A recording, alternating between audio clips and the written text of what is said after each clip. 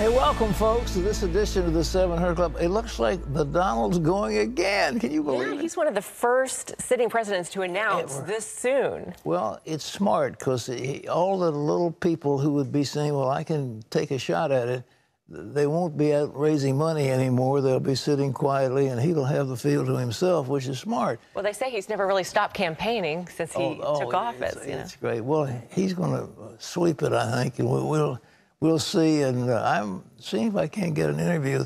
They've been shutting him down. They don't want him to do sitting interviews, but maybe I can get something. I'd like to see it. The other thing is that it's shocking. You know, 60 Minutes had a piece about the chemical weapons that Assad is using in Syria. It is just horrible.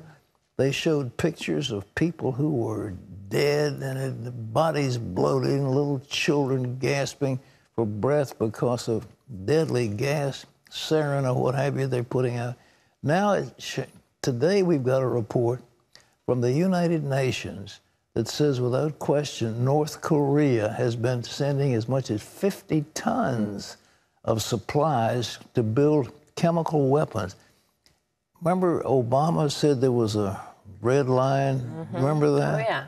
Yeah, well, if he gets into chemical weapons, that'll be the red line. Well, I think the red line has long been crossed. That man, you know, he's a medical doctor trained in Europe. I can't understand. He's a monster. It's horrible to think you would do that to your own people. Yeah. It's, you know, beyond anything. And it's not surprising that North Korea and Syria are teaming up on this. North Korea is unspeakably evil. They've destroyed their own people for decades now. But, you know, the Assad, they're Alawites. It's a small sect, and they have controlled a majority Sunni country, and they've done it with brutal repression. I mean, really brutal. And Assad's daddy, Hafez al-Assad, was an absolute butcher. But I think it's time for the nations of the world to take those guys out. We've got a crime family running a country in North Korea. We've got the Assad family running Syria, and millions of people are suffering. And that war goes on because we're not doing anything about it. And the Russians are backing up Assad, and they're probably behind the scenes backing up North Korea. It's going to be a tough call for the president. And if there was ever a time that we pray, we ought to pray right now that our president will have the wisdom of what to do, because this is a major crisis. Wendy? Yeah, the United Nations report comes amid still more brutal bombings by the Syrian government. Those attacks have killed, as Pat said, well over 500 people in the last several days. Caitlin Burke brings us the story.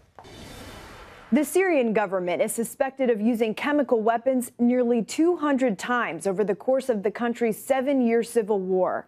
Since the start, there have been suspicions that North Korea was providing both equipment and expertise. Now, the UN has some pretty substantial proof. In a 200-page report obtained by the New York Times, UN experts detail how North Korea has violated international sanctions by sending ballistic missile and chemical weapons components to Syria. Some of the materials shipped include acid-resistant tiles, valves, and thermometers.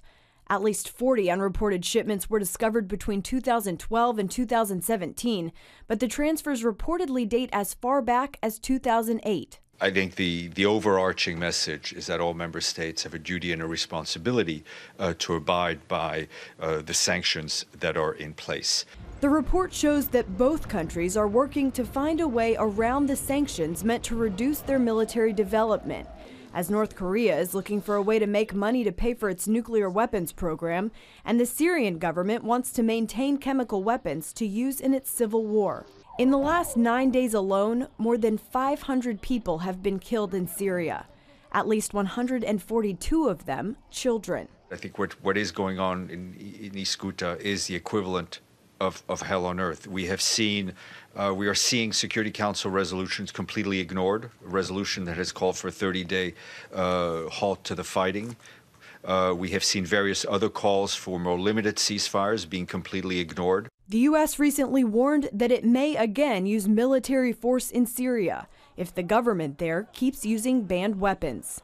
Caitlin Burke, CBN News.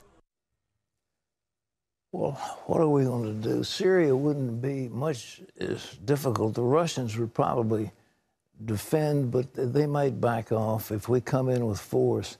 But North Korea is a different story because they're threatening the South, and they could really rain some terrible devastation on South Korea.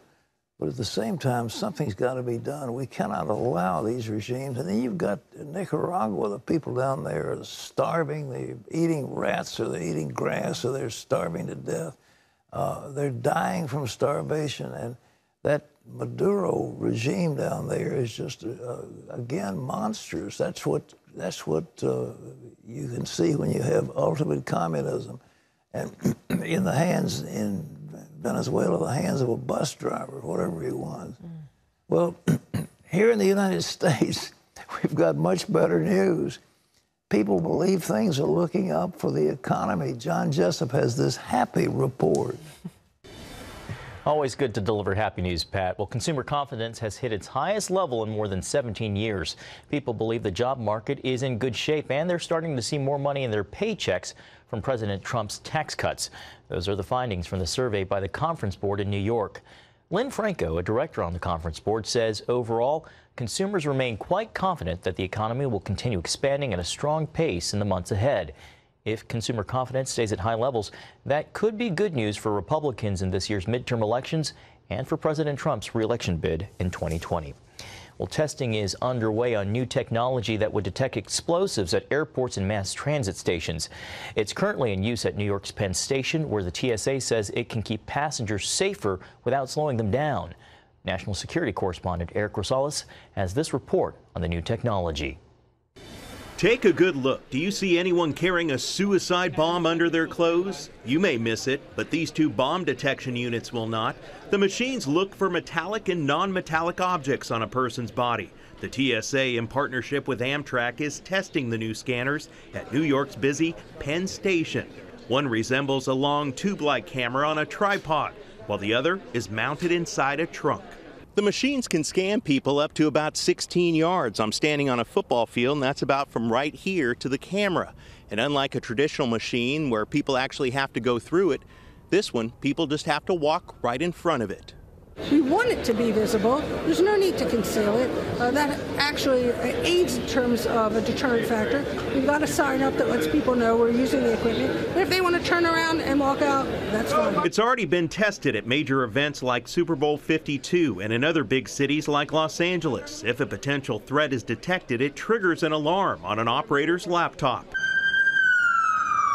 Ironically, the testing is taking place just a few blocks from where suicide bomber and ISIS supporter Akayed Ullah unsuccessfully tried to blow himself up at the Port Authority station back in December. He used a crudely made pipe bomb attached to his body. We already know that this equipment would have detected what we saw in New York back in December at the Port Authority because we rebuilt that device and have tested it on this equipment, and indeed it would have alarmed. The TSA has worked since 2004 with 5 passenger rail and transit agencies to test bomb detection equipment. The agency says there's still no date on when the units will be installed. So how much does the system cost? TSA says it's still too early to tell. It's still in the testing phases. Eric Rosales, CBN News. Looks like promising technology. Thanks, Eric. Well, in health news, great news for the more than 500,000 Americans with multiple sclerosis. Lori Johnson tells us about a new drug that's so much better than the others. One doctor describes it as the difference between a cell phone and a landline. MS is a terrible disease where the body's own immune system actually attacks healthy tissue. Rebecca Cherubini has been struggling with multiple sclerosis for 15 years. I surrendered it to God. I'm like, if this is your will, I would love for you to change it, but if not, okay, then you need to give me the grace to deal. Like most, her MS came out of the blue when she was young. Blurred vision to the point where I started to become nervous about driving. And then one day I was actually going to work and I pulled off. Other symptoms include fatigue, falling, and difficulty thinking.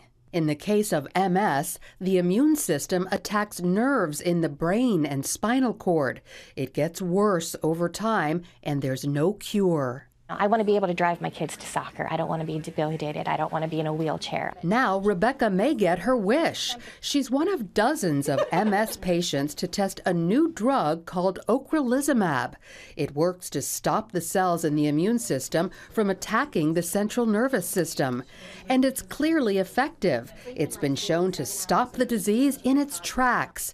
Not just the more common relapsing form of MS, but also the most aggressive type, which is called primary progressive. Ocrelizumab was the first medication tried in primary progressive MS that actually worked. Dr. Michael Reiki oversaw the ocrelizumab trial at the Ohio State Medical Center and says patients call it a game changer. They say, you know, I really haven't had any kinds of effects from my MS.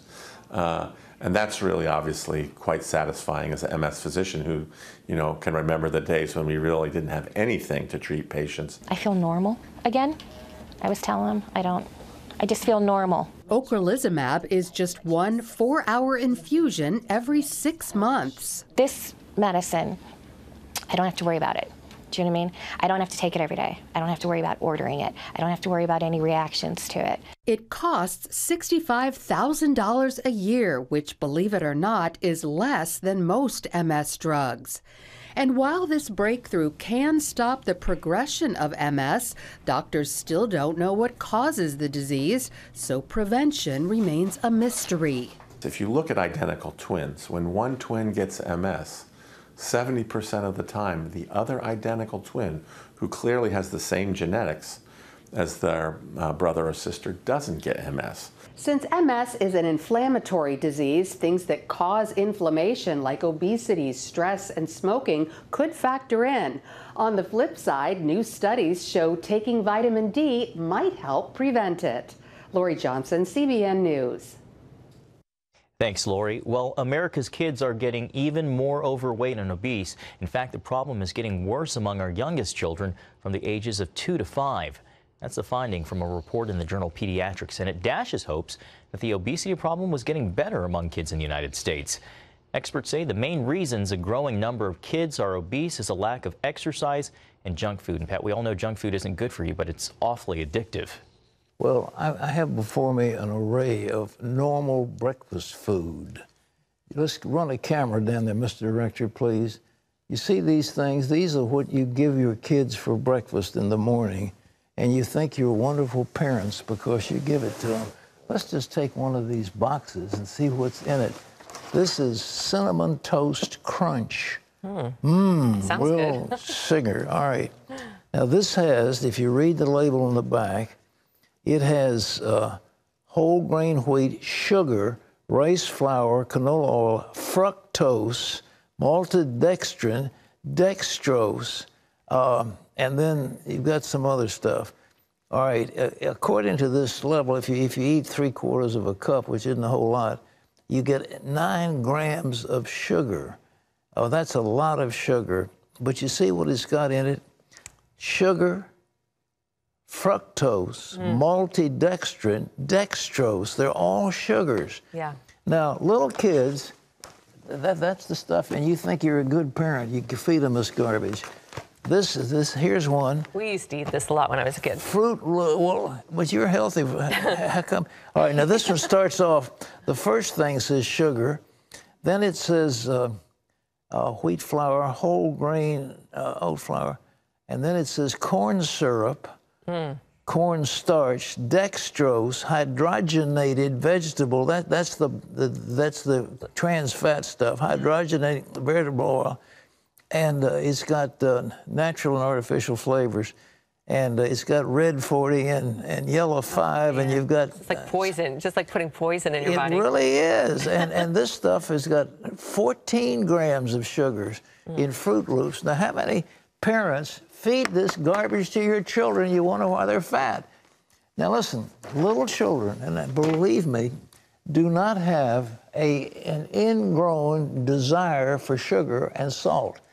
If you do not put that stuff to them, they will not get a taste for it. You don't have to feed them sugar. Now, you want a good cereal, plain old ordinary oatmeal. and you can get the kind of oatmeal that is the old-fashioned that you have to cook for 4 or 5 minutes. And it's really good for you. If you want to sweeten it, you can chop up a few dates, put the dates in there. That's good. But the little children don't need sweets. Their tongues and their mouths do not need sweets. So if you give them vegetables, you can give them carrots, you can give them celery, you can give them all these things, and they'll love it. You can give them fruit, and they'll eat it, you know, fresh fruit, they'll love it.